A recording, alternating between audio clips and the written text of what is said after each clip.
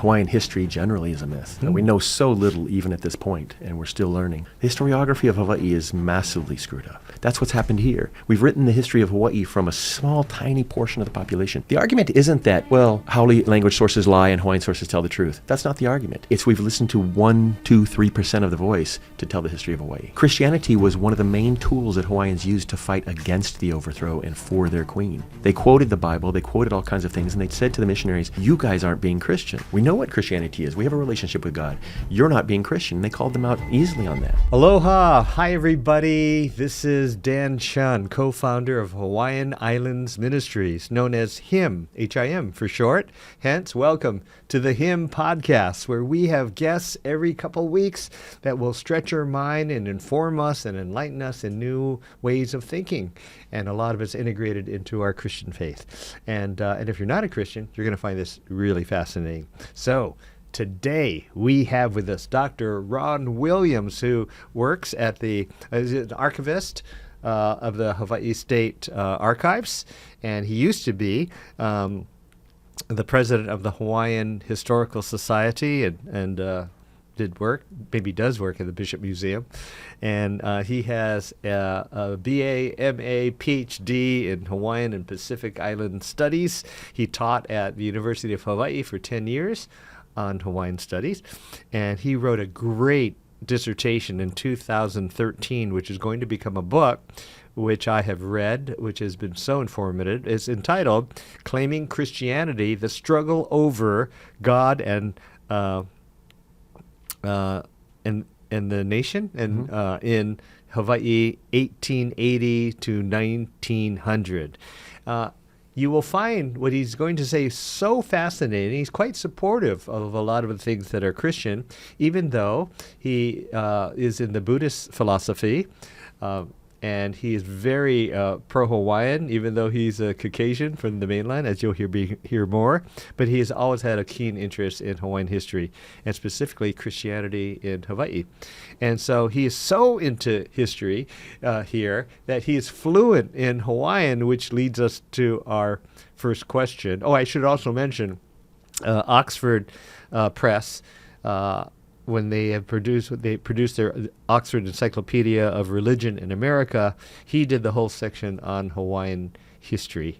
So amazing. So, aloha, Ron Williams, Dr. Ron Williams. So Aloha, glad hi. you are part of our podcast. I have been a big fan of you from afar. I've read your papers. I've seen some of your YouTubes. I know a podcast is coming up that you're starting in January, which we'll talk about later. So the big question, of course, is how does a Haole, a Caucasian from the mainland, get so interested in Hawaiian studies and now considered one of our state's experts? Tell us your Ma'uku Auhau, which is genealogy, so to speak, and how it led to here. Right. Well, mahalo. Thank you for that. And thank you for the wonderful opening. So I moved to Hawaii in 1997. I started my first job, which was at a restaurant that became a luau. And so early on, I was working luau, 6 months in maybe. And I was just really blessed, and throughout my time here, I've been blessed to bump into the right kumu. Akoni Akana was the head of Friends of Moku'ula, and he started teaching me a little bit of Hawaiian language, a little bit of Hawaiian history, and things like that. I had a daughter, and when she was 3 or 4 years old, I realized I couldn't do luau forever. No one wants to see a 60-year-old with his shirt off, right? So, so I just knew I had to get a new job. So I said, well, I'll follow this lead, Hawaiian history, Hawaiian studies. And so I went to Maui Community College. Keopi Raymond was my first kumu there. And in that Hawaiian Studies 107 class, Keopi showed a film in class one day that just really changed my life. And it was of the most intelligent, the most passionate, the most incredible person I'd ever seen speak, and that was Dr. Haunani K. Trask. And I said, that's what I want to do. I was pretty ignorant of my place and what I was allowed to do and so forth, but I went over to UH, and Mehana Hind was the counselor there. She welcomed me into the Center for Hawaiian Studies and said, if you come here, this is your home too.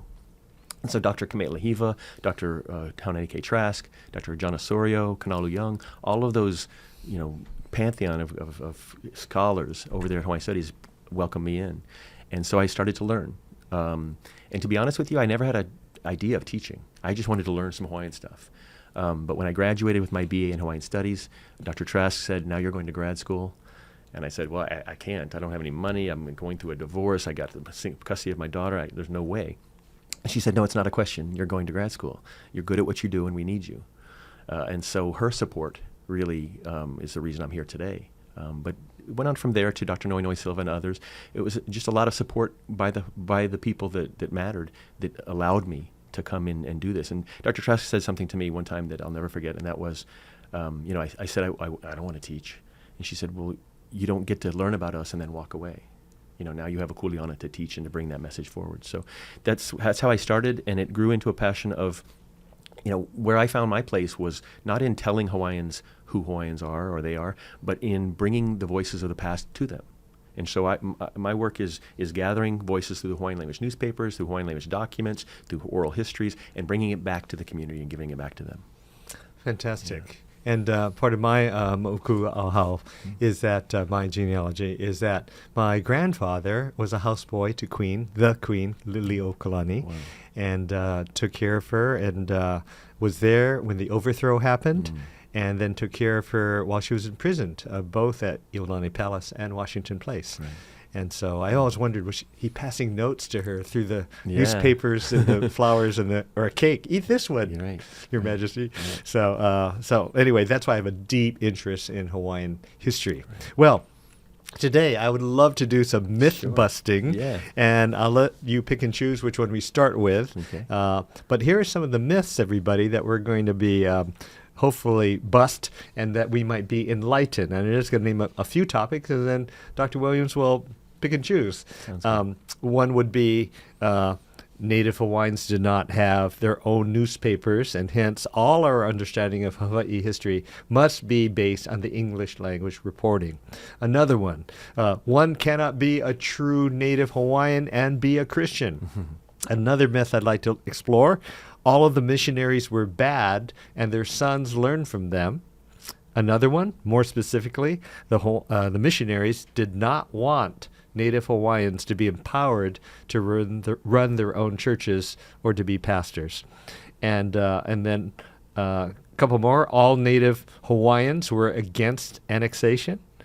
And lastly, the last myth, the ali'i, our queens especially, and kings, were not deeply into Christianity.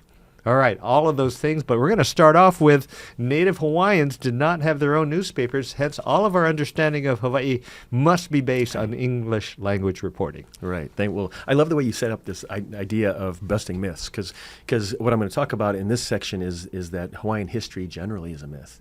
We know so little even at this point, and we're still learning. So when you talk about newspapers, so the Hawaiian language newspapers have started to gain some traction, and some people know about them and so forth. But it's not only newspapers. We have 125,000 pages of Hawaiian language newspapers, right? That comes out to about 1 million pages of 8.5 by 11 text. We've got at least that much, if not more, of Hawaiian language government documents. So if you're looking for what the sheriff in Hilo in 1870 wrote to the attorney general, well, he wrote Makalolo Hawaii in Hawaiian because he's Hawaiian, and the guy who's receiving it is Hawaiian. So people, besides the newspapers, we have these government documents, these primary source documents, more than 1 million of them, that bring the events that happened out to the public in a very straightforward way. In the field of history, we have a term historiography, and it's just simply the process of the creation of history. So it's not history, it's the process. So as an author, who do you talk to and who do you not talk to? Do you talk to older folks and not younger? Do you talk to white folks and not brown folks? That becomes your historiography. The historiography of Hawaii is massively screwed up. Really? For 100 years, we've relied on almost all haole sources, English language sources. If you go to the library today, we've done some amazing work, and I say we, many Hawaiian studies folks and so forth.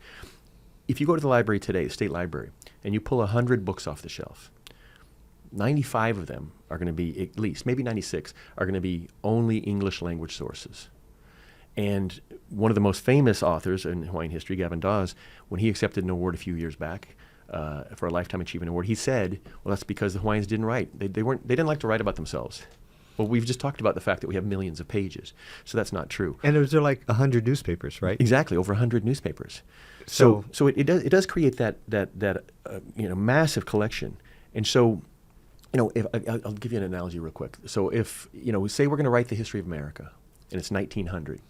And so we go out and we hire the best historian in the world. And he comes to the National Archives in Washington, D.C. This is 1900. And he's Italian because he's the best. Well, he doesn't speak English. He speaks Italian. And so he asks the woman at the front desk, there's 5 billion documents, say, in the archives. He says, give me what you've got in Italian American. And she goes in and she brings those 5,000 documents and brings them out to him. And he takes those and he writes the history of America. That's what's happened here. We've written the history of Hawaii from a small, tiny portion of the population. The argument isn't that, well, Haole language sources lie and Hawaiian sources tell the truth. That's not the argument. It's we've listened to 1, 2, 3% of the voice to tell the history of Hawaii. Wow, that is fascinating. Yeah. And so your work is so important as a historian, as an archivist, very important to go to the primary sources, right? Yeah. And then we get into this whole thing for many of my Hawaiian friends. Mm-hmm. They're saying, and we're going to have to touch a bit about missionary history, I guess. Mm-hmm. They say, you cannot be a true Native Hawaiian and be a Christian. Mm-hmm. And again, you have no skin in the game. Right. You're into Buddhist philosophy. Right. So for you to defend or not defend Christians, that's not your thing, your personal thing. Right. Or bias, I should say, or prejudice. So what do you say to somebody who says you can't be Hawaiian and be a Christian? Right. Well, absolutely false and easily provable false. And I think I want to start with the idea that, if you're Kanaka Oiwi, if you're Native Hawaiian and you feel that, then what are you saying about your kupuna? Because the Native Hawaiians in the 1870s and 80s and 90s wrote prolifically about their belief in Jesus and about their relationship with God, and they used that. This is a really important thing. We tend to look in the past, we've looked at Christianity as something that brainwashed Hawaiians and ended up helping the overthrow. Christianity was one of the main tools that Hawaiians used to fight against the overthrow and for their queen. They quoted the Bible, they quoted all kinds of things, and they said to the missionaries, you guys aren't being Christian. We know what Christianity is. We have a relationship with God. You're not being Christian. And they called them out easily on that. I'll tell you a quick story about that. Reverend Charles Hyde was in charge of the Kulakahunapuleo Kapakapika Akau, which is the North Pacific Missionary Institute. Mm-hmm. So in the 1870s and 80s, he's training 95% of the Native Hawaiian pastors that are going into churches. And just for timeline for people to catch up, the first boat of missionaries came in 1820. Right, 1820. So this is about 50 years later. 50 years just later. So everybody understands the context. And we've moved into kind of the generation of the sons of the mission. Okay. So it's not the original missionaries are either passed or moved away. This is the sons of the mission who we're dealing with. And so Reverend Hyde, there's problems going on at Kaumakapili Church after the overthrow. In 1893, the congregations around the country were mostly anti-annexation. They were bringing the queen back. They wanted to bring the queen back. But the hierarchy of the church was mostly white men, and they were telling the pastors to preach annexation, to preach against the queen, right? And some of the pastors did and some didn't. The ones that did got in trouble with their congregations. So Reverend Waiama'u was the pastor of Kaumakapili Church, the Church of the People in downtown Honolulu. And he was having problems with his congregation. They were mad at him for being pro-annexation. So Hyde says, I'll help. Hawaiians love me, they trust me, I'll help. And so he comes to this event. So every Wednesday night at Kaumakapili Church, they had a thing where the pastor would read a Bible verse, and the congregation would stand up one at a time and say how it affected their lives and how it integrated with their lives. And so Hyde says, let me do this. I'll take care of it. So he comes on that Wednesday night and he does the event. And he writes back to Boston later and says, I was the only haole there, and I'm incredible at what happened. And so he writes about it. So he goes and he uses, I think it's 2 Corinthians, I want to say 2:16, but it was separate ye from evil, right? And so he tells the congregation, and he's trying to tell them to separate themselves from the queen's supporters and so forth. Because she's supposedly evil. They're telling her, yeah, she's the evil party. And so he says, separate ye from evil. Separate ye from evil. And he says, one after the other, congregation members stood up and said, well, that's exactly why we're trying to get rid of you. Rid of Dr. Hyde, Reverend Hyde. Right, the missionary sons. So it's like that was a reversal. Right, so they had this understanding of their religion, and they knew who was being Christian, who wasn't. Yeah. And can we do some timeline for people because Sure, they may not sure. have the history? So this is about 1870, and then the overthrow is Right, 1893. Right. but the annexation was 1898. Right, the correct? supposed annexation, right. Yeah, right. supposed annexation. Yeah, we can get into that later. Right. So, okay, just so people have a timeline. Right. Missionaries, 1820. Right. We were talking about Charles Hyde, 1870, around there. And then, Right. I'm getting this confused. Overthrow, 1893. Right. The alleged annexation in 1898. 1898, Correct. which we can talk a bit about of how that's debated today, Yeah. whether they were a country or not a country, did they have sovereignty Right. and everything. So Charles Hyde's a bad dude, but he's 50 years after the first boat of missionaries. So help us understand, were all of those first missionaries bad and they taught their sons to be bad, or we got to define bad. Right, That right. They weren't kind to the Hawaiian culture, kind to the Hawaiian people. Help Sure. us give your context of how you understand Sure. it. Well, I think one of the most important things to understand is that when I came here and even in Hawaiian studies 25 years ago, our argument has become more complex as we learn more. Right. But 25 years ago, that was the understanding, was that the Haole missionaries came in 1820, and 70 years later took over and took over the country. Well, first of all, those guys still weren't alive, but more importantly, that wasn't their mission. And again, I'm not Christian. I'm not defending the Christian church. I think some of the things that happened were horrible, but the truth is that in 1820, when the missionaries came, they took an oath of poverty. They took an oath not to be involved in government and so forth, and they generally stayed with that. It was Reverend. And they didn't want property either. They Right. weren't trying No. to take property from the Not Hawaiians. not that point. Yeah. And in so they 1820. were literally coming to bring the word of God, whether you see that as a good thing or a bad thing. That was their goal was, right? When they start to, as we move forward into and people like William Richards resigned his position in the church to serve the government of Kauikeoli that ended up helping get independence for the kingdom. So there were missionaries who actually took part in the Hawaiian Kingdom government that weren't brainwashing the king and stuff like that, but were serving the king to gain independence for Hawaii. Right, so you see them moving along into the 1830s and 40s. By 1863, ABCFM in Boston, that was the group that sent the missionaries here. Can you spell out? Go Sure. ahead. The American Board of Commissioners for Foreign Missions. Okay. Right? There's the mission board that sent the original missionaries. Correct. Okay. And so they are, and a crucial point to make is they were Congregationalists and Presbyterians, which are the most local sourced of power denominations there are. They were about power in the individual churches, power in the individual person to have a relationship with God, right? And so they are pushing the idea of creating native-led, native-run churches. So when Rufus Anderson, who was the architect of the mission, he was the one who created the missions for the ABCFM all over the world. When Rufus Anderson came in 1863 to Hawaii to tell the Hawaiian churches, okay, you've done it. You've Christianized Hawaii. Awesome. You did a great job. Now come home and let Hawaiians take over the churches. And so Rufus comes, he meets with the king, Mo'i, and he tells the king, you're a Christian nation now. We respect that. It's all done. And he starts to visit local churches around the islands.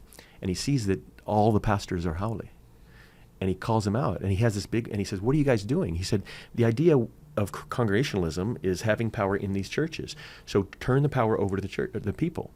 And to the native people. To the native people, right. Yeah. And it's important to note also, so from 1820 to 1863, 43 years, they had ordained 4 native pastors, a total of 4 native pastors. So he put their feet to the fire and said, this isn't what we're doing. And he said, you're not pastors, you're missionaries. Give the power over to Hawaiians. Well, at that point, sons of the mission, the Thurstons and the Doles and the Castles and the Cooks, these sons who have been raised in a position of privilege and power, who are now in business and are making money in business and so forth, they've got a decision to make.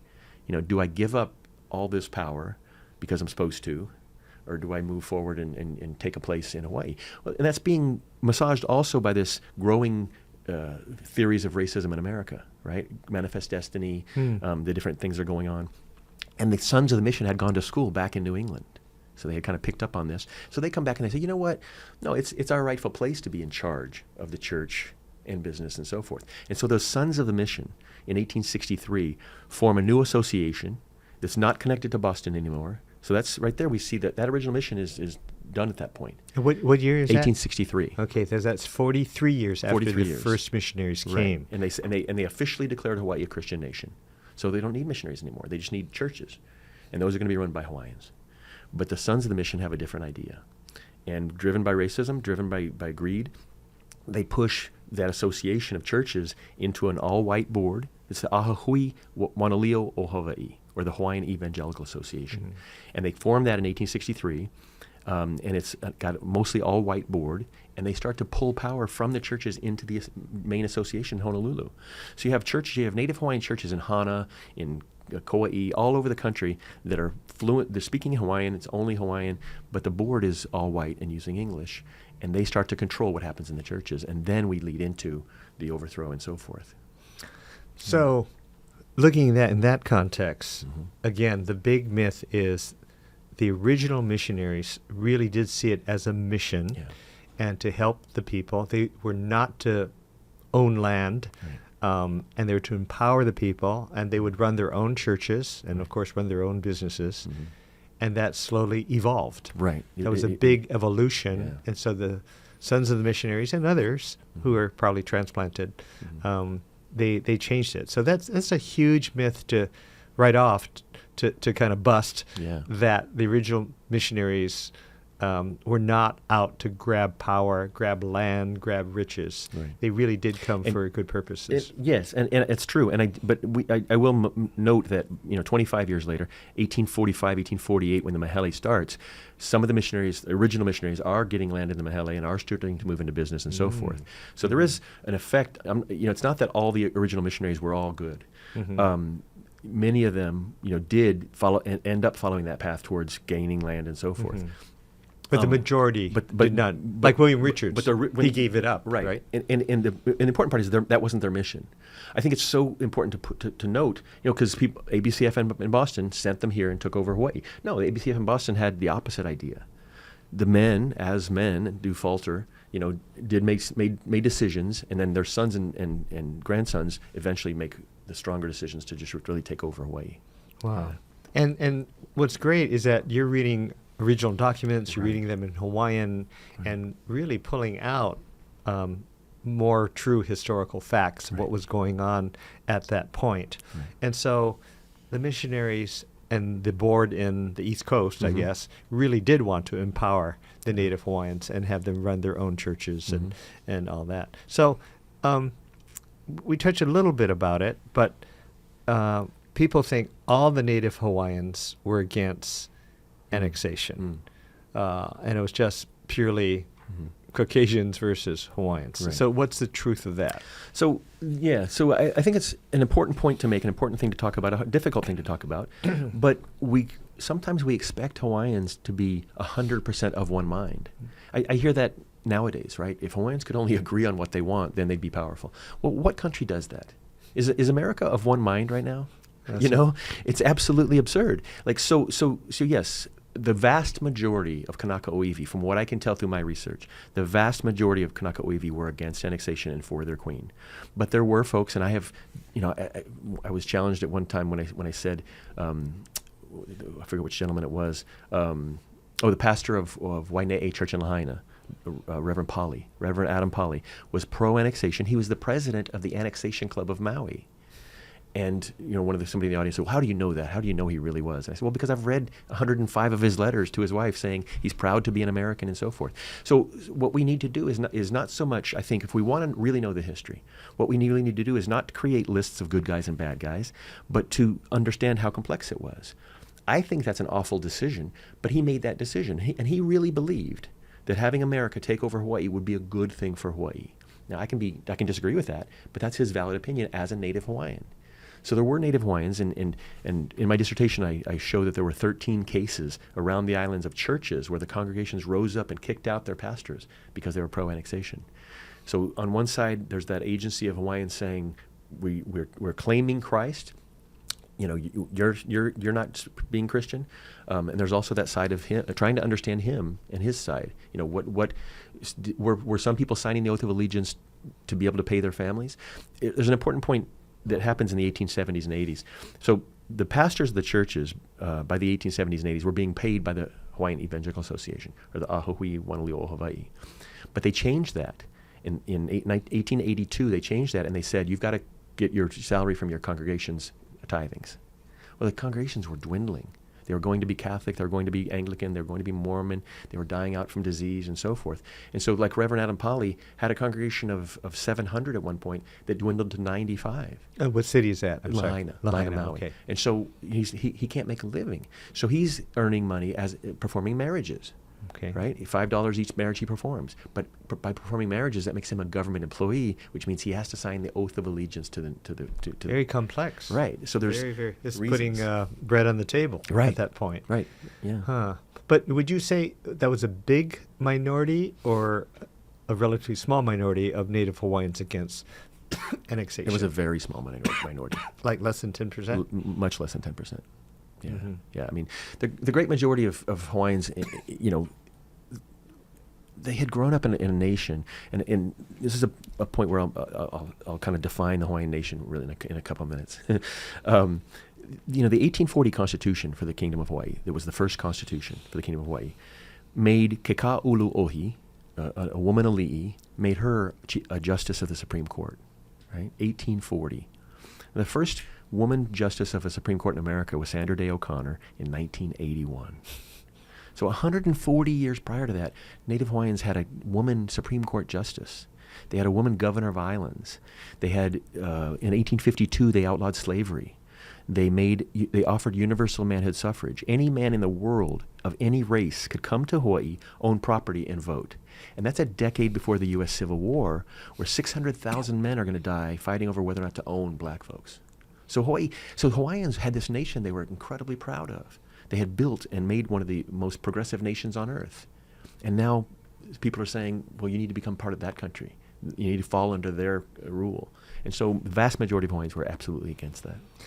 Amazing. They're so early on those things. Yeah. I mean, America, this is more personal for me. They had the Chinese Exclusion Act, right? In the 20th century. So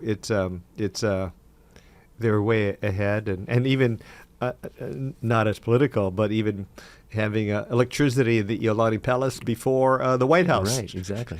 So, well, another new one I've come across recently that's kind of fun is do you know who, especially because nowadays with the president and the new ballrooms and stuff like that at the White House, the first ever White House state dinner wasn't for a Queen of England or wasn't for the King of Spain. It was for David Kalakaua in 1874. No way. So the first ever White House state dinner was given by Ulysses S. Grant for David Kalakaua, the Hawaiian monarch, in 1874.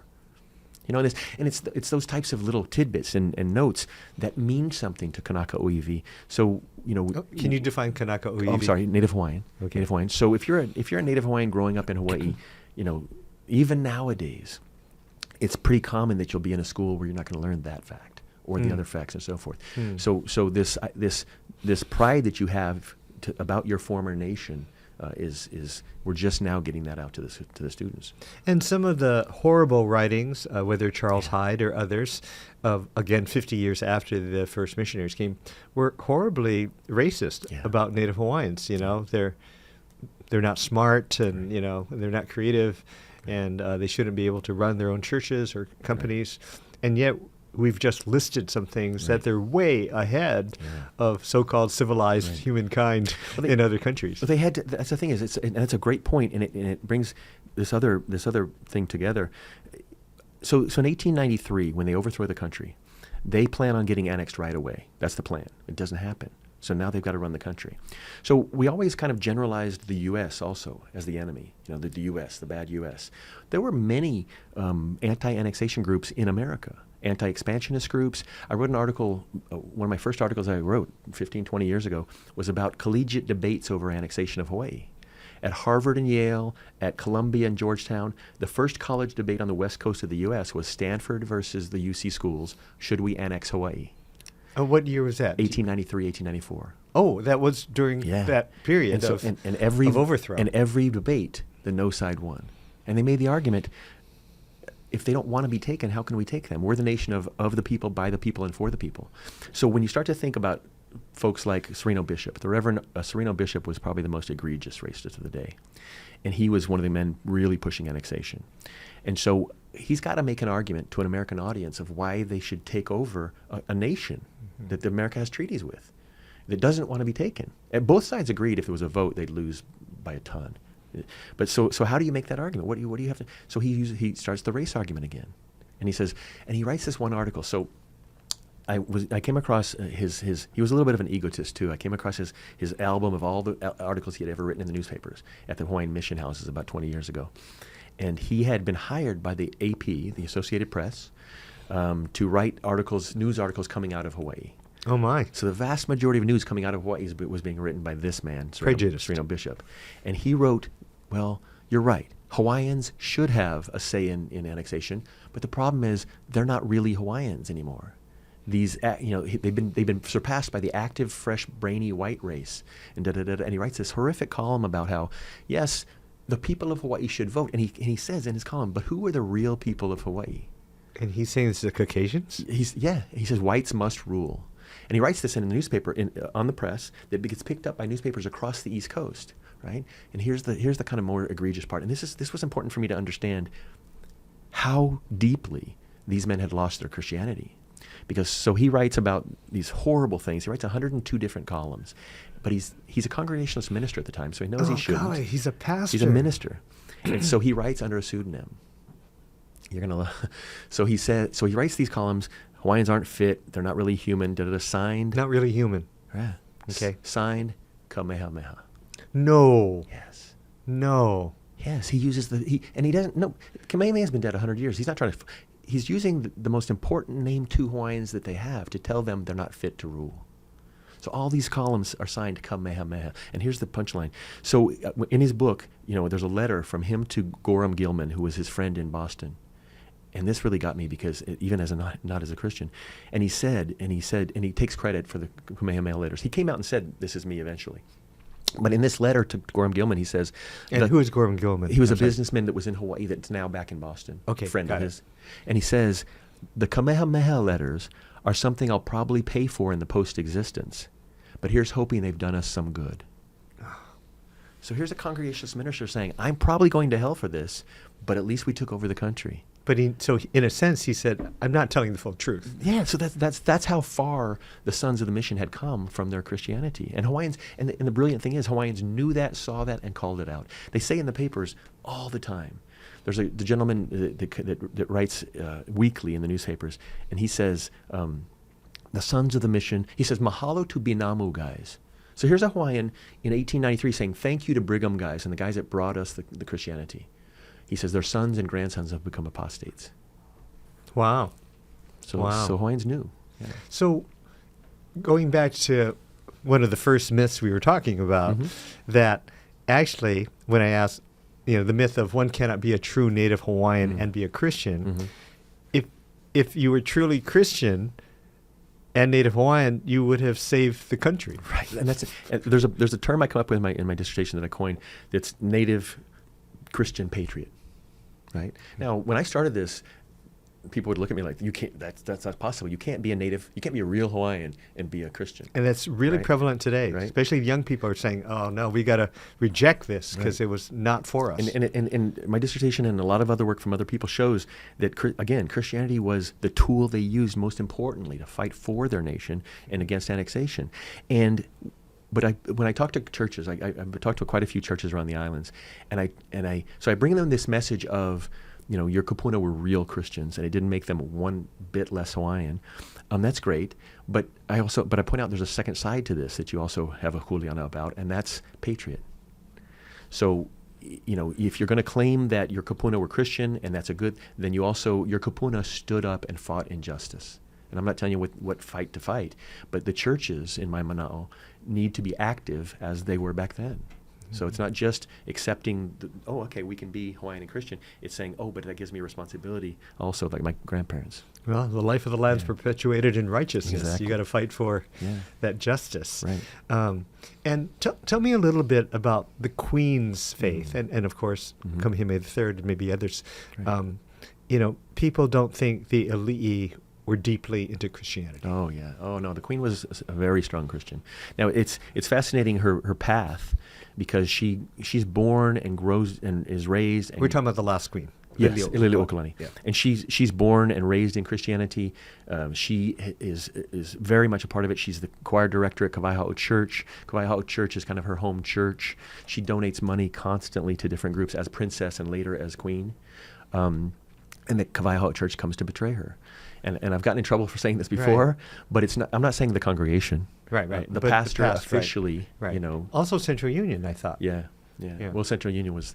So it's an important point to make. So in the 1860s and 70s, Reverend Charles Hyde writes a letter, and he talks about the problem of how our churches are separated by race. And he says there's 11 Native Hawaiian churches in Honolulu and one white church, Central Union. So they, as a denomination, met separately. He said the Catholics all meet together. He said the Mormons their pastors are Hawaiian. He said all the other churches are integrated. He said because of our fear of miscegenation, of mixing of the races, we have our white church and our Hawaiian churches. And Central Union was the white church. So Hyde spoke against that. Yeah. Yeah. Oh, so yeah, that was a good thing. Yeah. Well, no, I don't know if he spoke against it as much as just pointed out. This is a problem we have. Yeah. Yeah. Yeah, but I remember in reading the Queen's letter or diary, she was highly disappointed that the churches didn't defend her. I can quote you from her diary. On February 5th, 1893, she said, she's maudlin, and she says, it's raining, I'm so sad. And she says, I've never seen such an unchristian-like set as these missionaries, to abuse me the way they do from the pulpits. The Sunday after the overthrow, Central Union Church, Reverend Beckwith gave a huge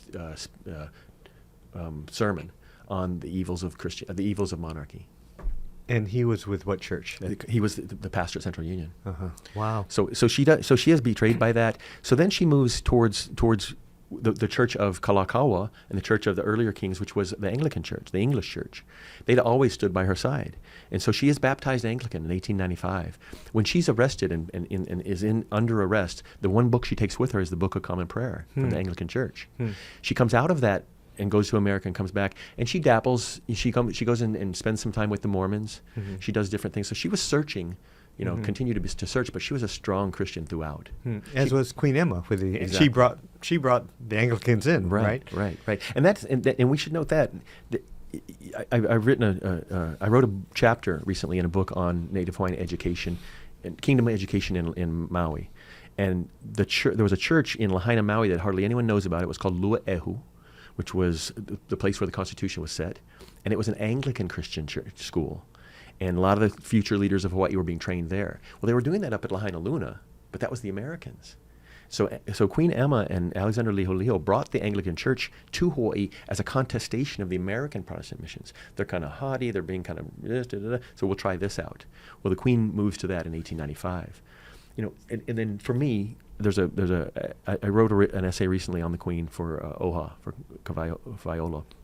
And there's letters that have only recently come out. They were part of the J.O. Carter collection, an unprocessed collection at the State Archives. And I'm working through that collection now. And there's a lot of letters from the Queen to one of her kind of pen pals.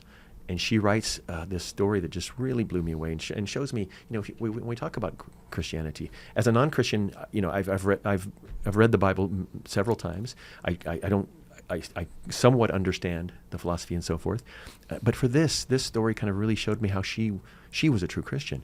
So she's writing to this young woman that she's pen pals with, and she knows quite well. This is after the overthrow? 1897. Okay, yeah, 1897. And she's fighting. She's in Washington fighting for the kingdom. And she writes her and says, guess who I saw? Nathaniel B. Emerson. Emerson was one of her most vociferous opponents. He had written horrible things about her, called her a harlot, said she was having orgies in the palace. I mean, just awful stuff.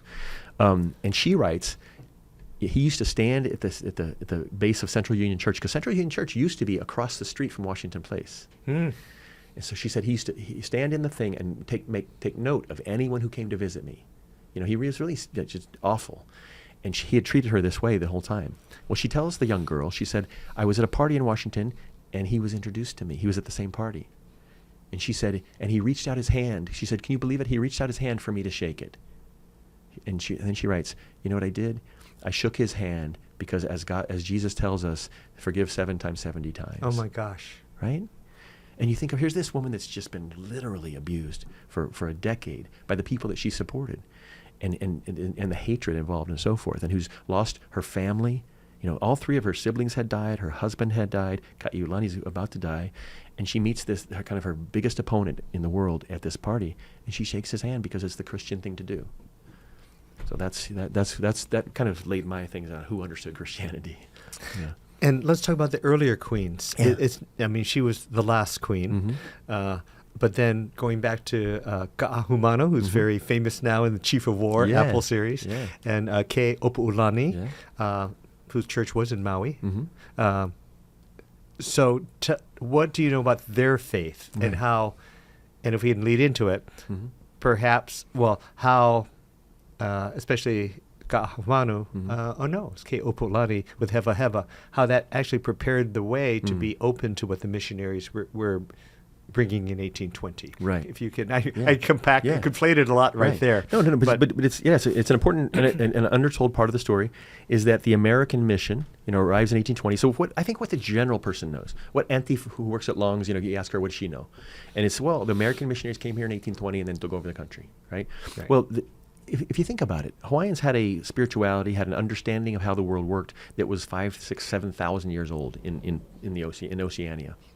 So you don't throw that away on a given day to some foreign-looking guy. What happened was, prior to the arrival of the American missionaries, Tahitian missionaries had arrived, right? So William Ellis from the London Missionary Society had evangelized Tahiti in 1815 to 1817. So starting in 1818, Tahitian priests came up to Hawaii and became in the household of Ka'ahumanu and so forth, and Keopuolani. So here's somebody who's your cousin, who's telling you, hey, we've taken on this and it's a good thing. That kind of, as you talked about, preparing the way. One of the fascinating... so they're just listening at that point, not yeah, converting. Right. Just saying, interesting. Okay, you got this thing. And one God, not many gods. It's the Haole religion and so forth, but it works Tahitian for us and so forth. Okay. And so there were several of them. Toketa was one gentleman. Tau'a was Keopuolani's main priest, right? And he comes from Tahiti, and so he's teaching her the way. There's a fascinating tidbit that is in the state archives. We have a journal. And it's the first journal in Hawaiian language that ever existed, right? It's the first, and it's dated 1818, right? And so I'm like, when I first saw it, I was like, wait a minute, hold on. The American missionaries arrived in 1820 and brought literacy. So how is there a journal from 1818? It's because it's from Toketa. So here's this Tahitian who learned Hawaiian in the course of a month or two and starts journaling in 1818. So the earliest recorded Hawaiian is from a Tahitian writing in Hawaiian. Now, is he a missionary? He is, yeah. He is a missionary. Yeah. Okay. So those guys are preparing the way. That's preparing the way in 1818. Right. Missionaries arrive 1820. Right. I understood there was a role of Heva Heva and Ke Opu'ulani. By the way, Kamehameha had two wives, well, maybe more than two. Many more. Ka'ahumanu Right, and Ke Opu'ulani. Those are his favorite and Right. most. And Ke Opu'ulani, because of her lineage, Right. was very powerful spiritually. Right. And Ka'ahumanu had great political power. Right. Okay, so understand Heva Heva, who is a kahuna. I'm sorry. Is he? He is. Yeah. Yes. And so he's a spiritual advisor. Right. So how does that all work, preparing the way to Christianity? So Keopuolani. So when Kamehameha I dies, Keopuolani was going to be the mother of the next king, maybe the second and so forth, and the third and so forth. But Ka'ahumanu is kind of left out in the cold because she doesn't have a position in the government and so forth. And no children. No children. Yeah. And so she does something very brilliant, and we're guessing at motivation, but to me it appears pretty clear. She comes to the chiefs and everyone and says, "Oh, on his deathbed, Kamehameha told me that he wants me to co-rule along with Liholiho, and he wants me to create a new position that is Kuhina Nui." So that position of Kuhina Nui is created by Ka'ahumanu in 1819, supposedly on the word of Kamehameha I. And they're co-rulers. That's a super important thing. When you go back and, we kind of say the Constitution of 1840 signed by Kauikeaoli. True. But it wouldn't have had any effect had it not been signed by the co-regent, the Kuhina Nui, right? So here you had this kind of woman position from the 1820s on that was a co-ruler of the kingdom. So she becomes that powerful. When Liholiho dies in London in 1824, his body's brought in 1825. So now Kauikeaoli, Kamehameha III, is set to become king, but he's 11 years old. So until he becomes of age, Ka'ahumanu is the regent. So Ka'ahumanu was in a position politically to really affect the nation politically, and Keopuolani had that spiritual aspect. When Keopuolani, so she comes over on May 31st. the Waiola Church, formerly Waine'e Church, that unfortunately burned completely in the fire. About 2 months before the fires, we celebrated their 200th anniversary.